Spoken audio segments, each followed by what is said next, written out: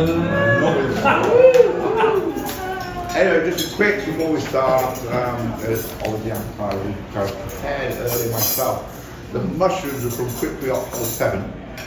The cheese is from Piccadilly. These are from the bunker on 9. So you can see that most of them tend to divots. You can take the big divots. No, I just want to say welcome everybody. Thanks for all coming out, showing up, coming so far. Miles away. End of Lake Street and Vine Drive. We get a minibus if we want. We'll start feasting and then we'll do other bits after. How's that sound? Yeah. Right, Well said. it was the craziest. We get into Gary Vanagon and he'd pick us up, he'd come from Chicago, we'd load up in the VW, drive up to Warsaw, and we either spent the entire weekend watching the Monkeys marathon on MTV, big at the time. And the reason Lisa's name is not on here for being the biggest pinhead, who do you suppose walked down to the back of the bowling alley, went behind the frame thing, and stole the pin? Lisa. So she said by presenting the trophy, she should never be a winner of it. I'm quite disappointed, I've only won it once. Anyway, but yeah. Yeah, so it's yours now. Thank you. It's yours now. Treasure that. Proudly. Treasure that. Last case, light on it. Good job, Lee. Well done.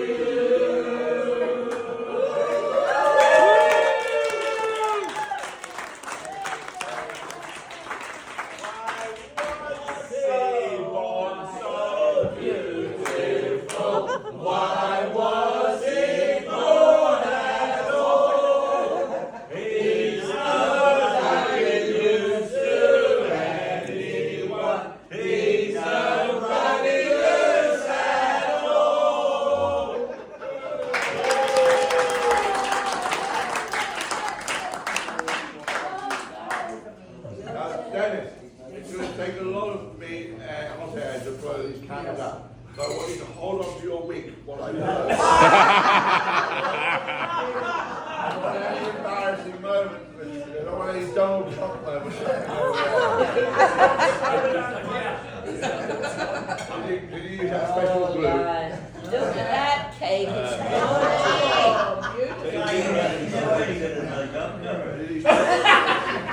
One big puff.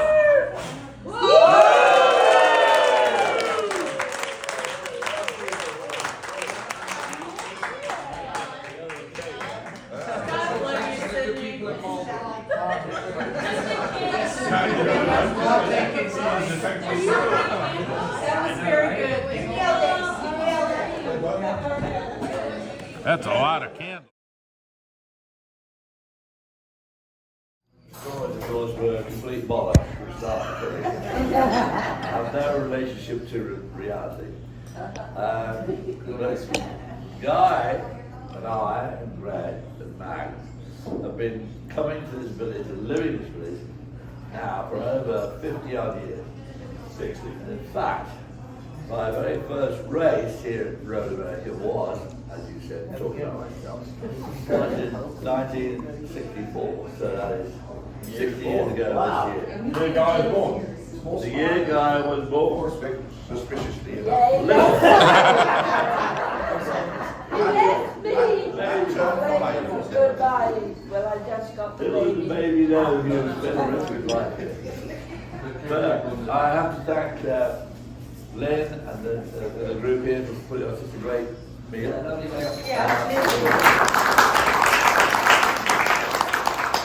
thank everybody for coming along. I know that he appreciated it enormously. And it's very ironic that we should, to me, that we should celebrate Guy's 60th birthday here. It's the 60th year that I was in Elkhart Lake. And the fact is that Elkhart Lake has become our home. And everybody here, all the people from Elkhart Lake, and of course the Sarnic family has come along and joined us as well, which is even more, the whole thing is so bizarre, it's a huge long story. But it is amazing to be here in Elkhart Lake to spend Guy's 60th birthday here with the whole family and with all our amazing friends here in Elkhart Lake. And I'm now going to hand over to Guy, who is going to say how much he appreciates being in Elkhart Lake and all his great presence. And everything. Well done, Dave.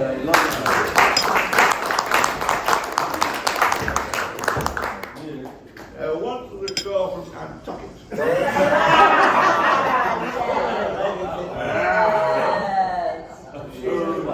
Sure those. So, I'll keep it short. Tim has spoken very nicely.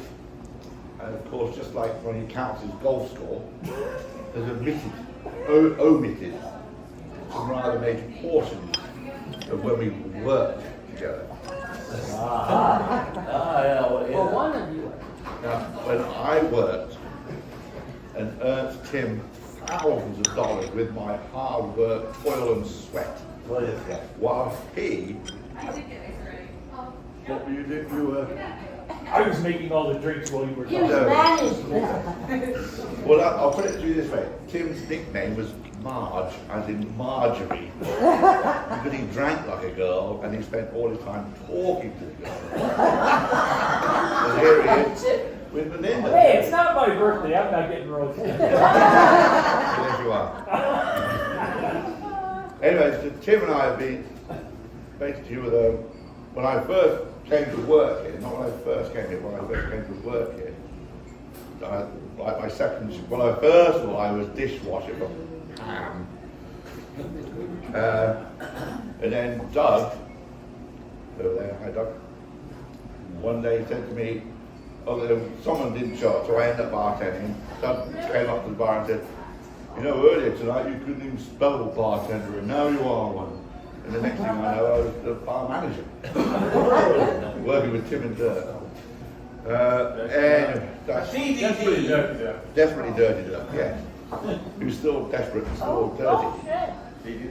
Yeah. I was going to, sorry, so I worked with Tim first when I came here, but the very first person I met here when I came, when Dad brought me in 1980, when I came to work, he and Doug were in the cocktail bar, and Doug said, well, you better go up to the tavern, that's where everybody is, all the girls are, and you'll go and meet everybody. And all the way over on the flight, Dad had been saying, oh, watch out, it's America, drugs, women. And I said, yes, that's where I'm going. That's why I'm coming with you. And I get all the way, and then in the car for 3 hours, don't forget Like a drugs, Rolling Stone cowboy. drugs, drinking women. Yeah. Anyway, we get to the cocktail bar, meet Doug, and Doug said, oh, Guy, you better go up to the bar and go and meet all the young staff that's working. Well, I walk in the bar, and I swear to God, it wasn't 5 seconds, and there's this gorgeous, young, dark-haired lady sitting at the bar, winking at me. You're winking at me. And I thought, bloody hell, Dan was right. I'll see you in 5 minutes. So this woman keeps winking at me. So finally I thought, well, I'm not going to mess about, I'm just going to go over. So I go over to the lovely, dark-haired woman who was sitting at the bar. And I said, oh, hello, my name's Guy, I'm from England, I couldn't help but notice you. I said, no, you were winking at me. And she said, oh, fuck, goddamn contact lens. The next thing you know, I'm on the floor looking for Sue's contact lens. I remember him coming in the Basically, car. Sue was the very first Such a person I cute met. boy. And so I have been great friends ever since. So she was really the first, other than Lisa, obviously, but the first one I met. Guys, she was winking at you. She was winking at me. I now know that, 40 years later. Never had contact. But Hey, she is the same line with me. and I think with me too. You can shut up because you use the same thing too.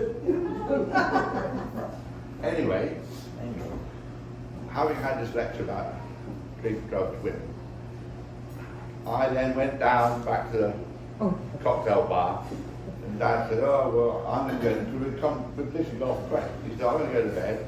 We're in room 43 or something. See you later." Okay, great. So at 8 o'clock the next morning, I walked in the room, woke Dad up. He said, "You're a bit late." He said, "What have you been up to?" I said, "Well, to tell you the truth, I got high, got fucked, and got drunk." We can go back to England now. So we did. We stayed around. And then Dad said, "Well, do you want me to stay in town for a bit longer?" I said, "No." That was 1980. Anyway, here we are. Many drunks later, many other things later. Back here. But so glad you could all come. Some people come further than others, some couldn't. Yeah. I got some phone calls earlier. A friend of mine, Preston from Daytona, he had to go for emergency surgery. I've got about 3 ex-wives that had to go for emergency surgery. I'm quite used to it. In other words, I won't be falling depression again. And because I went home, the first year I was here on my own, I actually kept a diary of everything, and I would go. Conquests. No. Well, yes. Not like you, Taylor. Yeah. Oh. That was on the wall, yeah, way above Tim. That's not what you Well, I know, but I'm telling you, Tim.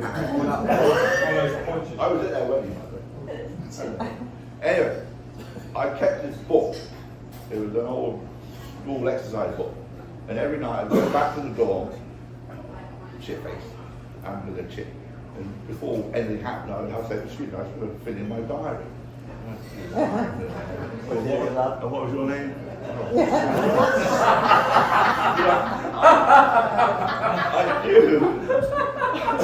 I knew that no one would believe me when I went back to England in Washington in the plough. I'm going to go back and say, "Yeah, I screwed 10 women, got shit-faced every night, drunk, and high every night."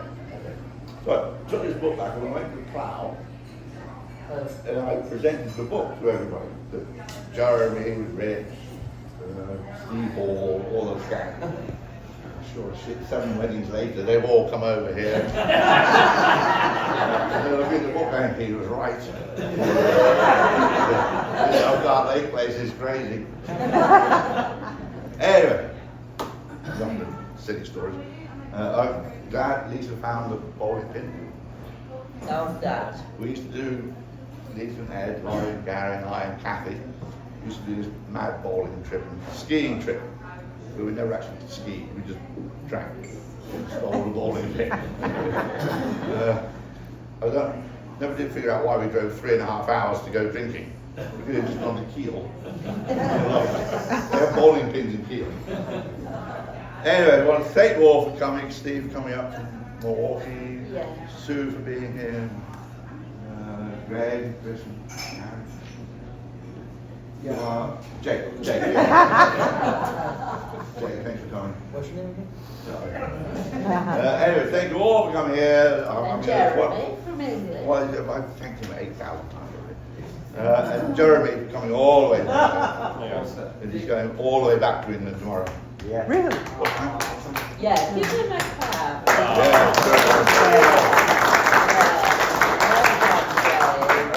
Thanks to Lynn and all the staff here for the food. Yeah, brilliant. And again, thank you all for coming. Not Brian, Hope you won't have thank you all. Enjoy the rest of the evening. The band starts at 10. Thank you, everyone.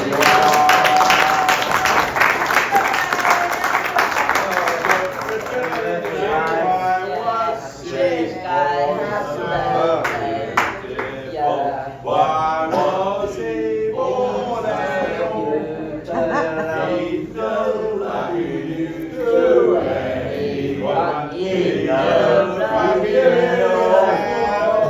I bet he remembered something. Fucking brilliant. Guys, just about happy birthday song. Who? This is to sing happy birthday, but. That's good. Oh, yeah, it's speech. That was too short. Oh, speech. There's some notes. Shush. Oh. I can't read my own notes. Is this your writing? Did you write all that out, Guy? I wrote it like 8 pages long. So I'm going to skip the bit, because I think I did most of it. It's But it does remind me, because I was very lucky. See? You know where I'm going with this. Anyway, very lucky that you're all here, and I made it to 60. And I had such a great, wonderful life. Which reminds me of a guy in London. And he woke up one day in his little apartment in London. And he's reading a paper in bed. And they have the pools in the paper every day. And he's looking at the numbers. And he's won a $100,000 pool. £100,000 pool. And he thought, oh, lucky day. Then he said, I can have a cup of tea, go and get my money. Turns the kettle on, before he even turned it on, it's boiled and the tea is made. He said, God, this is a lucky day. I'll go shopping. So he stepped out onto the road in Kensington. And he said, I need a cab. And he's like looking around, and immediately his cab pulls up and he goes, bloody hell, that's a lucky cab right here.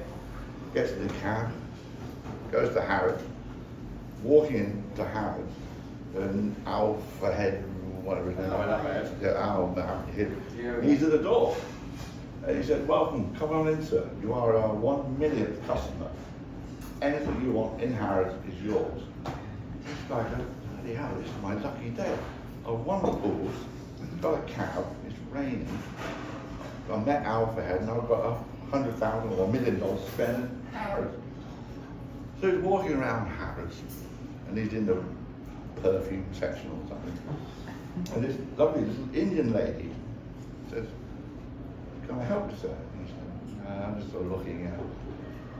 And she said, well, I'd like to help you because you are possibly the most handsome man I've ever seen. And he goes, oh, what a beautiful young lady.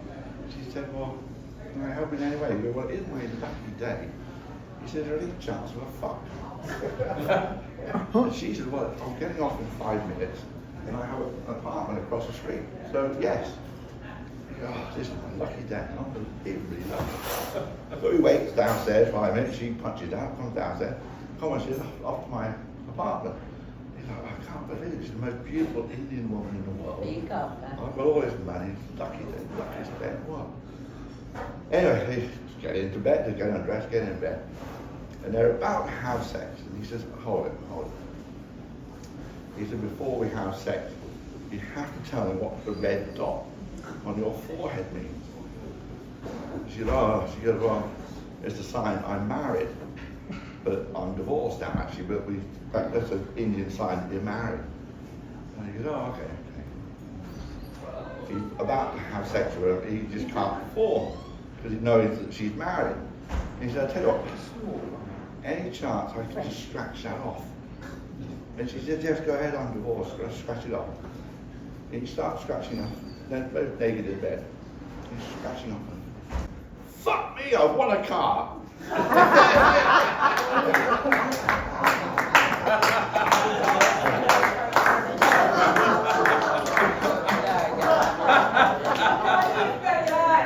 never heard that one. There's some people here who have not heard. Yes, Is I there? have heard Is that there? before. If I were to be divorced, Oh. I would start by saying. Yeah, thank you, first time. Yeah. One of many times Oh, we you're are so lucky. Yeah, you carry your heart, mate. You know, where you want to go. So he said, we want to go wherever you want us to go.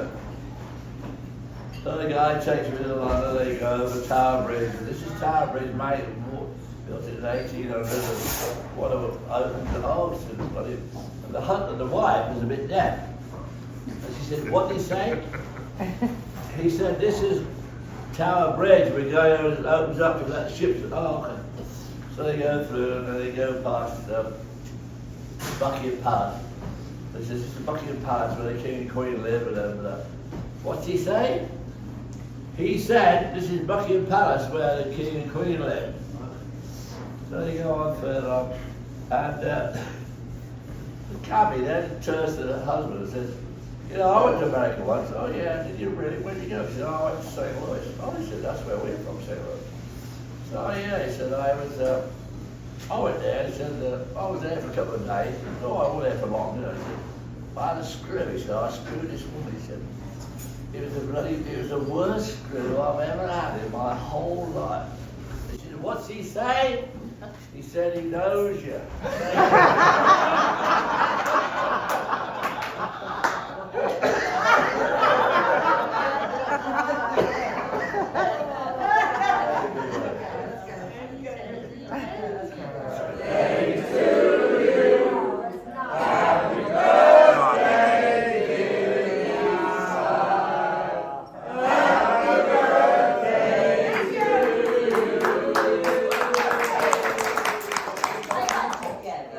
My suggestion is we do exactly the same order of speeches.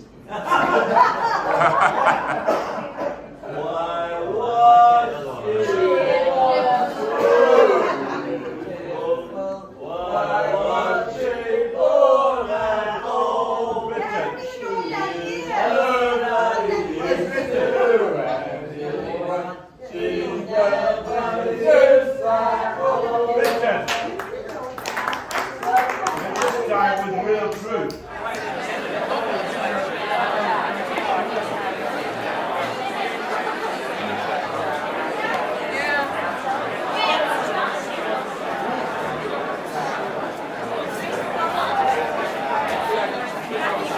Yeah.